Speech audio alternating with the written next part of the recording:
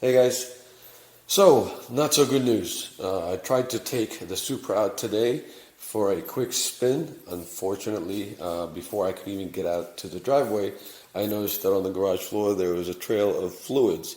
Wasn't quite sure what it was, and I still don't.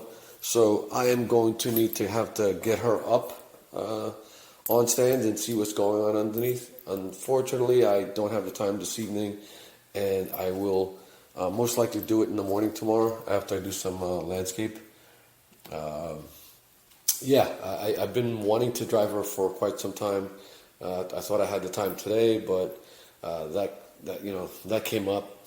So I'm going to be spending this weekend because I do want to drive her next weekend and try and get some more mileage out of her. I have been spending too much time on the R33 just because it's been it's a new toy, so.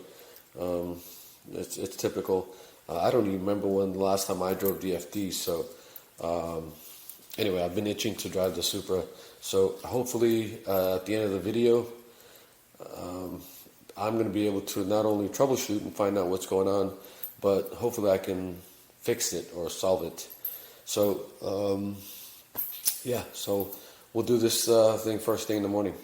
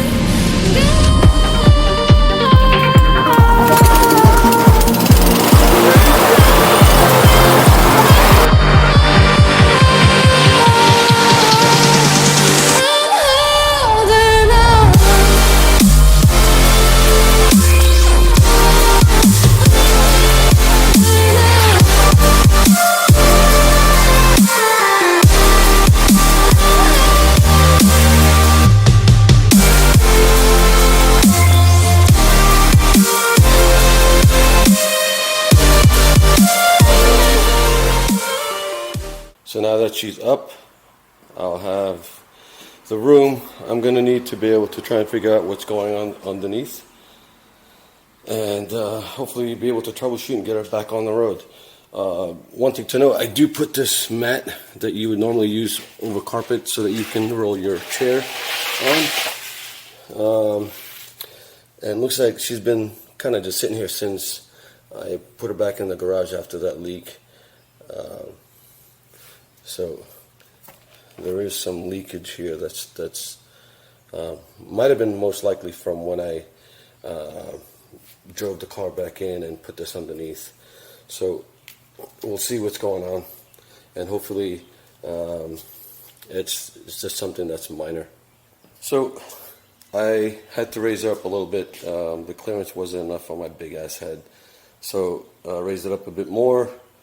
And unfortunately I could not find anything, and so what I'm going to do is I'm going to start up the Supra and let the leak commence, and hopefully I can figure it out then. It's going to be probably messy because I'm going to end up having to clean it, and the bad thing is I don't have a creeper, and that's because I had a lift in my old house and I've never really had to do any kind of major work until recently. And I was kind of hoping that I'd get that lift sooner than later, and it will be going into this corner right here. There should be enough clearance for two cars, at least the Supra and the RX-7. I just need to clear up that, get a recessed lighting for that, and I should be good to go. So what I've been using so far is against that mat, just this cardboard, and it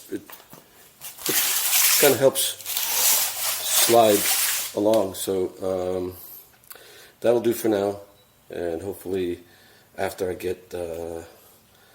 find my son's car, because he just got his driver's license on, I think, last Friday.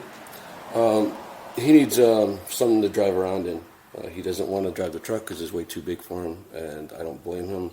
I also don't want him driving that truck, just because of the fact that it's not completely paid off yet.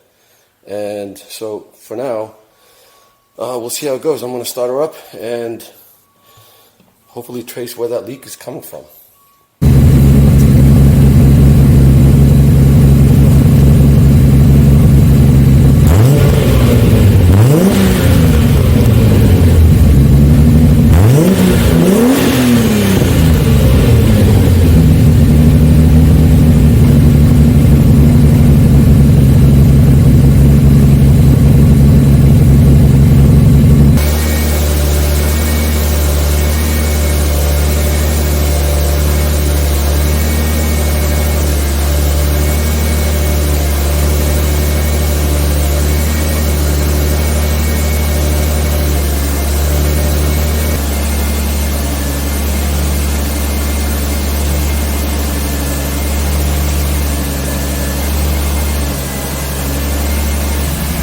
So I found the leak, and the source is pretty much the clutch line.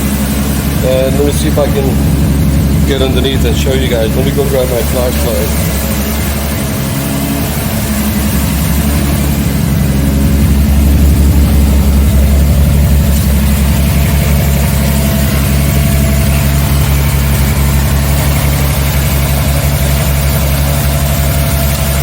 Leak is coming from this line right here,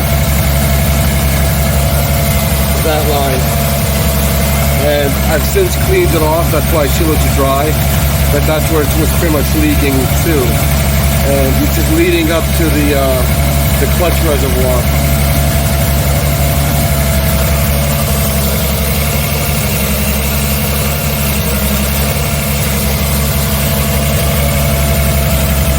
So it's not fuel. Those seems to be dry, so I just got to be careful what I'm touching, because if it is brake fluid, I don't want to be killing paint.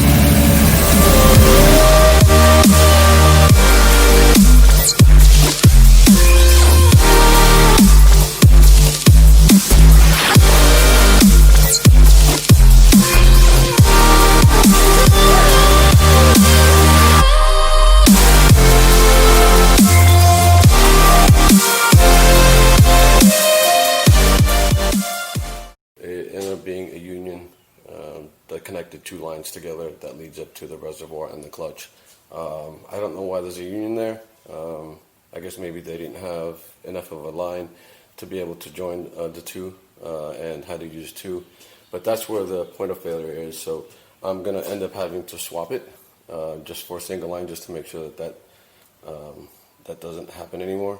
So looks like another project that I have on the Supra, but for now I put a bracket on there, which is really Home Depot racing, and I use zip ties just because I didn't want it to kind of flex and then maybe perhaps get loose. And I don't think it's where it threads. I think it's at the place where the braided and the fitting meets, where the issue is. So so again, to prevent any flex in that area and kind of loosen it and maybe provide some gap for fluid to leak. I hit the clutch a couple times and it didn't leak. So, but anyway, I put a bracket on there just to keep it straight, and hopefully that's going to do it temporarily until I get the line, because I do want to drive her around, and she's been kind of neglected. I did drive her for a little bit a few weeks ago. You know, a lot of miles I put in on the R33 in this season alone. So, kind of want to give the Supra a little bit of attention. So I'm going to get her down, and hopefully maybe if I don't see any leaks by the time I get out of the driveway, I'll take her up for maybe a couple miles and see if I can build enough confidence for myself to be able to take her a little bit more, much further away, because I do worry about that leak, and I don't want to be stranded where I can't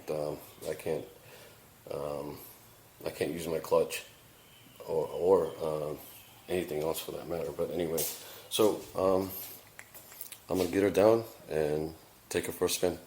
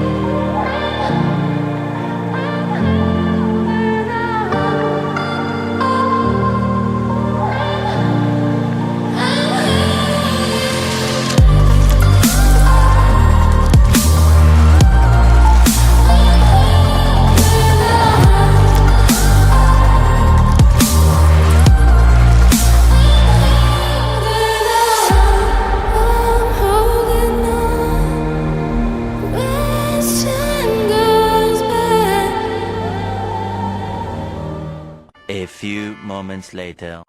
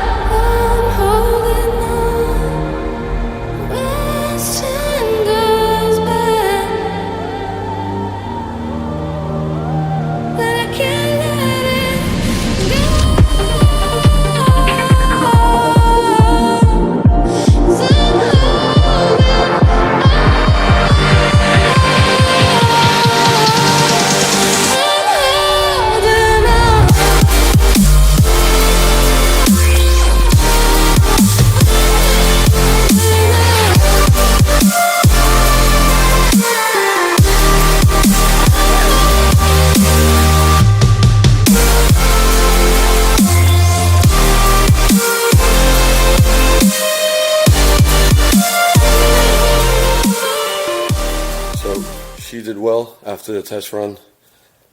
All I need to do now is find a braided line that runs from the clutch, long enough that runs from the clutch to the reservoir, avoid that union that exists where the point of failure is.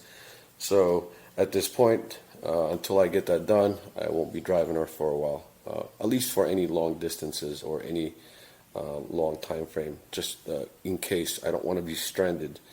But I guess as soon as I get that done, the next mod is going to be basically just something simple. I'm going to go ahead and polish that turbo housing just so that I can keep it in line with the whole theme of polished look. But the next video should be about adding the intercooler surround, which is this piece right here. Yeah, I know I gotta clean this mess, but I need to do some cutting just because that this is meant for stock intercooler, and mine is 4 inches deep. So there's going to be some cutting that's involved, and hopefully I can detail that on the next video. So till next time, guys. See ya.